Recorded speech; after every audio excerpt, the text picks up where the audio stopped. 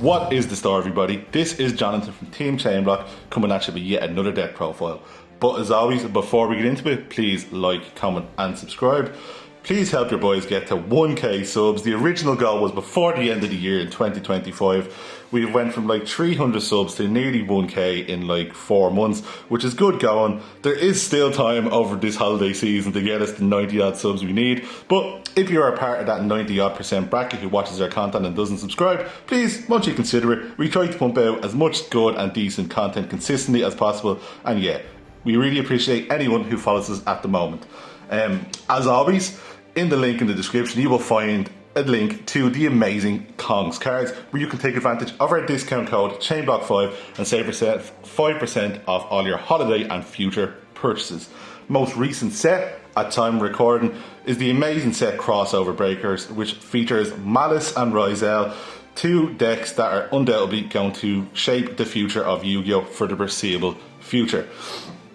So, if it wasn't obvious enough by what you see in front of you here today, I am actually profiling for you a variation of Dragon Link. Yeah, I don't know if anyone has ever put a deck together or just been like sitting there flicking through their cards and got an idea, put it down and then it just worked. This is one of those times. So it is Dragon Link, Metalmorph, Primite adventure. This is just a weird concoction of 3 engines that just works really, really well. Shout out to Sonny P, who was undoubtedly the Dragon Link master in my opinion. He recently just put up a D-ruler this the other day. We come in second at locals. This is testing really, really well. I do really want to test some more ruler stuff. They all just got announced. I'm sure everyone's excited for the new rulers. But I cannot understate how good the Primite cards are actually in Dragon Link. They're really good. And this is just the first adaptation of that idea. And I think there's definitely something there. It's a really fun deck. So yeah, let's get right into the deck profile. So I am actually going to start it out with the Primite cards because you get to play some old vanilla staples in Alexandrite Dragon and Labradorite Dragon. Yeah, so older Yu-Gi-Oh! Players might remember Alexandrite Dragon as that 22k beat stick. It's just a really good card to summon off your Primite cards. It is a level 4 light. Labrador is a level 6 dark. That does pop up. He is also a tuner, which is amazing. Obviously 4 and 6, that makes any of your level 10s. You can, in this engine, go into a level 10, but obviously the Primite cards do restrict you from using the effects of special summon monsters if you use Lordly Lode's second effect. We are playing Primite Imperial Dragon. He is a dragon, so he is super search within this off mag and whatever. He's really good. You can obviously reveal a Primite card or a normal monster and then tribute summon this during your opponent's turn, and then you can negate the effects of all faces monsters your opponent controls and banish all monsters your opponent controls with that type or attribute of the normal monsters that you have. So that lets you banish any light or any dark monster, two of the most popular types in Yu-Gi-Oh! Or a dragon monster. So really, really good. There is a new Primite card coming out and a new counter trap. I cannot remember the name of them. I'll leave them up on the screen, but they're really, really good. And when they come out, this engine is just going to be so much better. It has already increased in value. So if you don't have your Primite cards, now might be the time before they go up even more. And with that, we are playing 2 Primite Lordly Lode. This card is really good. I really, really like the Primite engine. So it lets you add any Primite card. That's fine. That's free.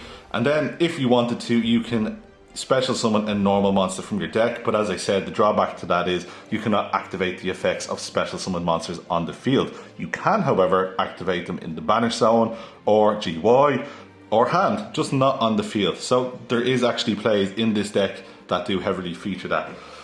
And then we are playing the essential 3 Teddy. So we're playing 3 Primite Roar. You play 2k life points and then you can special summon either one of these monsters in defense mode. And then you can banish this card from your GY and then target one normal monster you control or in your GY with less attack and then destroy the normal summoned monster. So obviously you won't be using the 0 attack Labradorite Dragon, but Alexandrite Dragon does have 2k and there's not many normal monsters floating around in Yu-Gi-Oh! That have 2k attack that you can normal summon.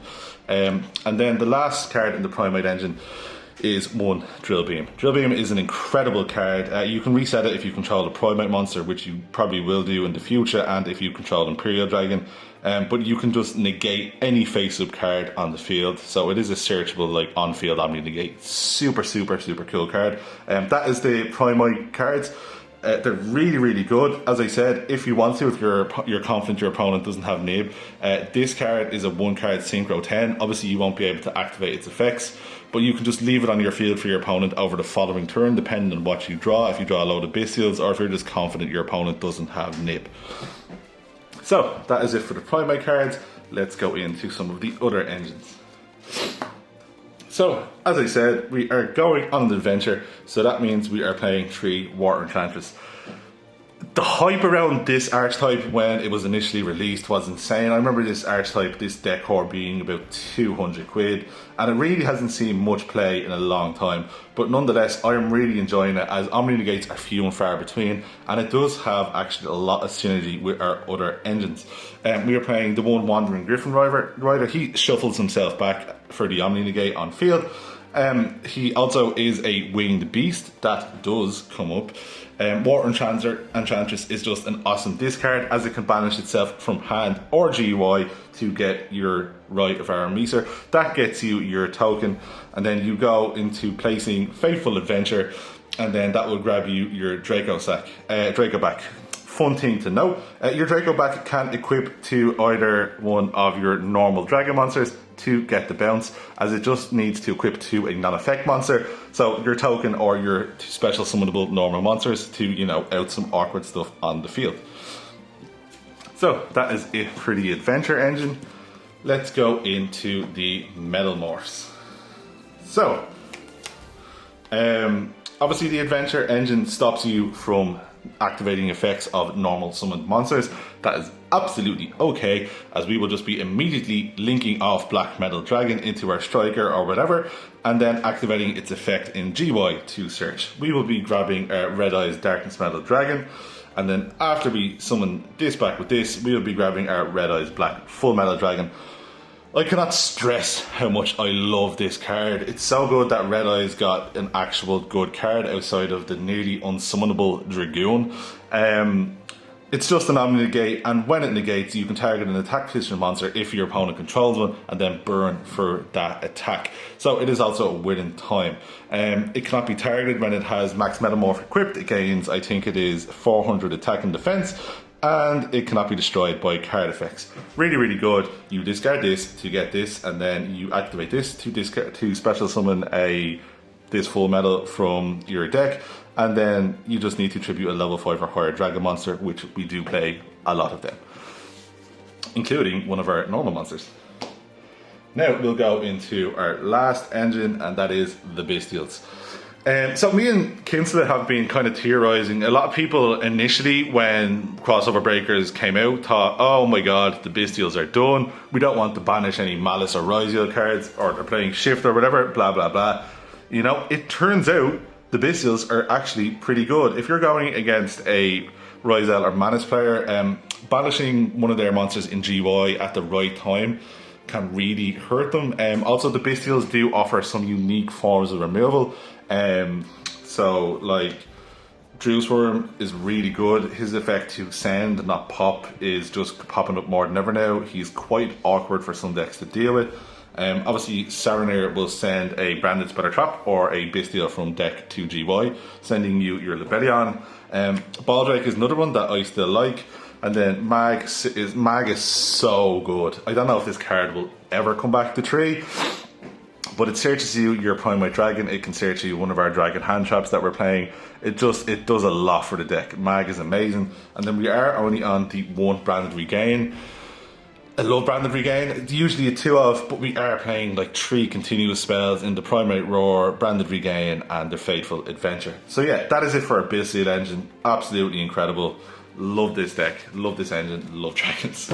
Now we're going into some more generically dragon monsters, and we are playing 2 of the Stardeed Seyfert, another normal summon. So if you don't open your Libellion, you can link this away, or you can send this with Ravine. You can like send your Lebellion with Ravine after you send Saranir or whatever. This is an amazing discard, and you just bounce your Lebellion back to hand. It is also a level 4 light. It's another good target to synchro summon away with your Labradorite dragon. And then we are playing the 1 Rocket Caliber. I did this in my last deck profile. It's another good card to send to the GY if you can. So you can make your big Borderland dragon, you know, have its full effects with the shuffle them back, special summon a rocket monster. Really good card, level 4 tuner again. That goes hand in hand with our level 6 Bystials. It is also a special summon to a zone that a Dark Link monster points to, and that's just not your link, that's not your opponent's. That is, oh sorry, it also includes your opponent's. It's a really good card. Now, I really want to talk about Ringo Worm for a while. This card was hyped up so much initially before its release. It was theorized that it was going to be absolutely broken in Sword Soul. Obviously there was the mention of Blue Eyes thrown out as it special summons itself when you have a normal monster. So that does include tokens. So you can special summon this when you have either of your Primite targets or your adventure token, and then if it is used for synchro material, it will leave a token on the graveyard if you want to after you banish it. It will leave a token. You can banish this from the graveyard and then special summon the token, and you have the option of making that token a tuner if you want to perform a synchro summon. So that also leaves a normal monster on the field for your Primite dragon to tribute and then get its effects. So it's just a really, really good card. I really want to play test with Ringo Worm more. I was only playing it as a funny one-off in this deck, but after play testing, I think there's definitely something there with Ringo Worm Primite. We'll see how it unfolds in the future. And then we are playing our 1 searchable hand trap in Phantasme. It's really good into Mattis, as it like obviously hurts Link summons. I really like tributing Seals to go into Phantasme and then just leaving you up in the field.